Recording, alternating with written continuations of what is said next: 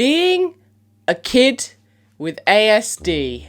What it was like for me, this is my story, when I was little, with having autism, obviously, before I was diagnosed. It's like from 10 and under. And it's also a lot of my mum's notes on here because I obviously was young, so I don't remember it as much as I would now. So it's kind of going off what mum says, and then when she says it, I'll probably butt in because I'll remember something. So bear with me. And boy, is there a lot of stuff on the notes today. So strap in. This is gonna be a long one. I feel like it was obviously a lot more crazy because I was a child. So not only did I have autism, I was also a child, so it was hyper. Everything was a lot. I mean, I'm still crazy now, but it was a lot more crazy. So we're gonna start off with one thing that I do remember doing, and that's lining up my toy cars, just lining them up. So most people, I guess, would play with them and, you know, pretend to drive them around and stuff. Not me.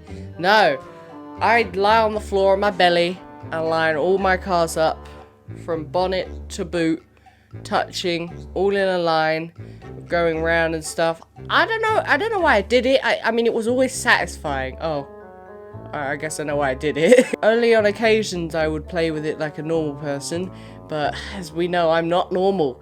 So it would, I'd line them up and just look at them, I guess. I don't know.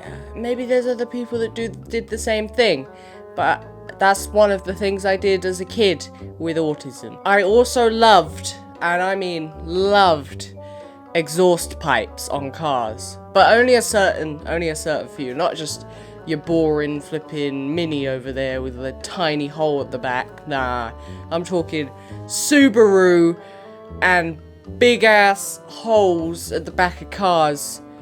I'm not really sure why. I just like the size of the exhaust. I'd drag my mum, so we'd go somewhere, and in the car park, before we even got to where we were going, I would drag my mum around the car park saying, "Look at the exhaust on this one, mummy." I just liked exhausts.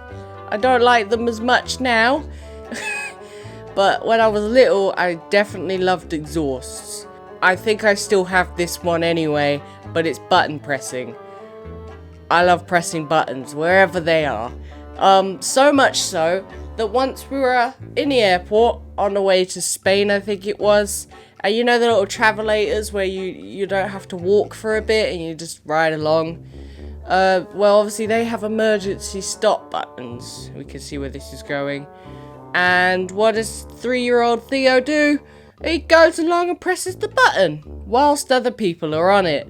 And it goes to a halt. Now I can imagine people were looking at me with disgusted faces.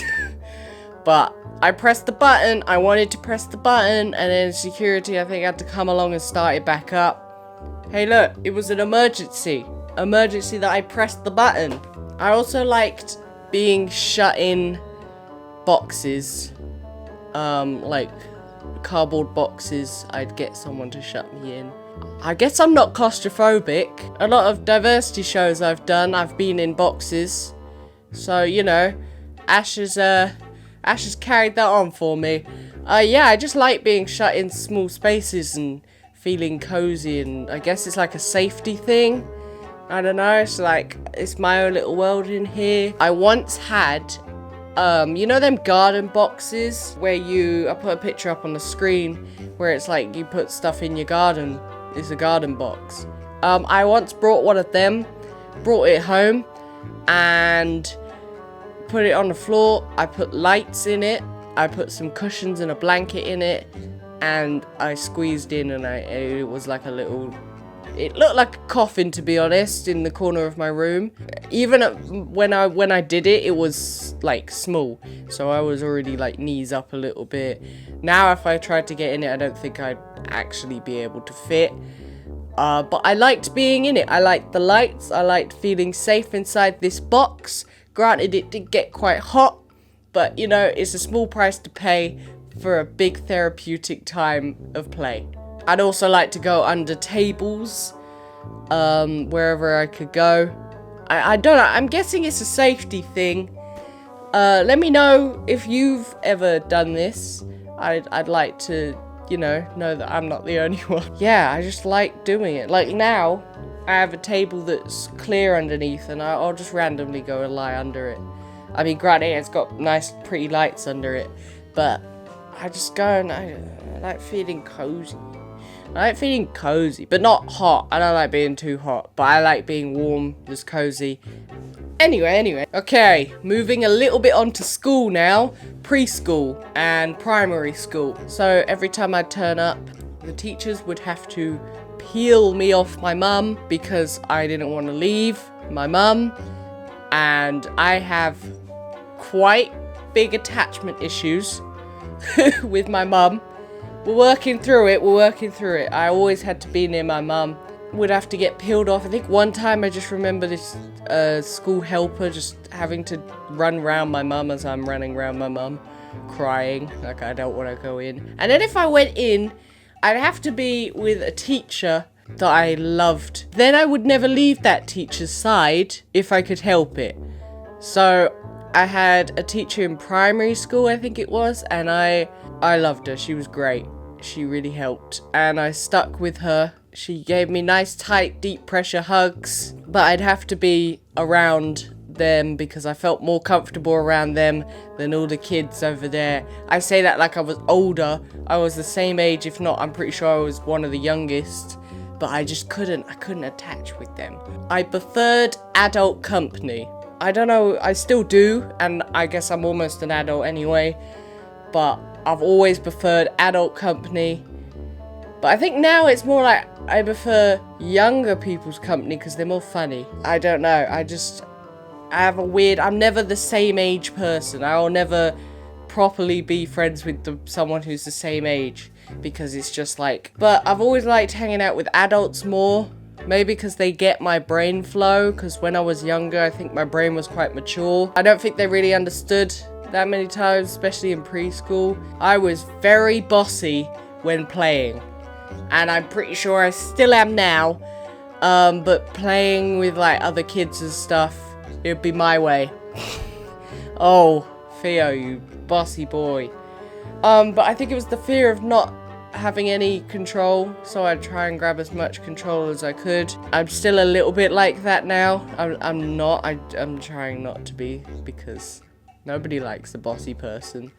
But I try and accept what goes on around me. I couldn't brush my teeth in the mornings. Now this one relates to now, because I still struggle to brush my teeth in the mornings. I do it usually at night, because the mornings it's like, you got the morning taste. I don't know, it just makes me gag if I then try and stick something in my mouth and wiggle it all around. Don't. I can see your brains ticking. That's not what I'm talking about. I still struggle with that now. I'm getting a bit better. But I've always struggled with brushing my teeth and stuff inside my mouth. It makes me gag a lot. And I don't like it. It's clearly a sensory thing. And last but not least, I think it's probably the reason I am where I am today, is that I loved Michael Jackson. Love is an understatement. I thought I was Michael Jackson. Like, I impersonated him. I did the voices for him. I did all the... Shimon. Can't do them that well now. I used to dress up as Michael Jackson pretty much whenever I could. I'd dance with him. I'd watch him 24/7. I'd play his music 24/7. It sounds like, oh, you're just a really big fan, which I am. But it was more like, how do I become Michael Jackson? And then next thing you know, I'm on Got to Dance, and then we all know that story. But yeah, I think that wraps up being autistic as a child. I was quite quirky, still am quirky. I'm okay with that though.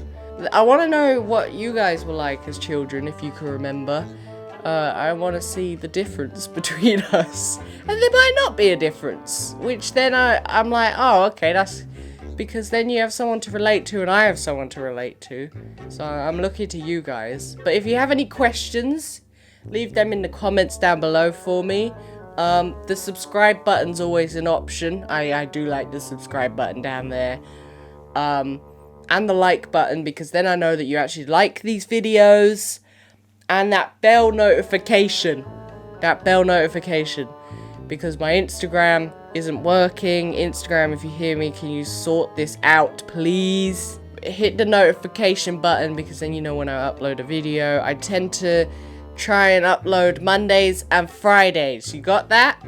Okay, cool. Mondays and Fridays, not Wednesday. I only did the Wednesday because it was new to the week, you know? Gotta give the content.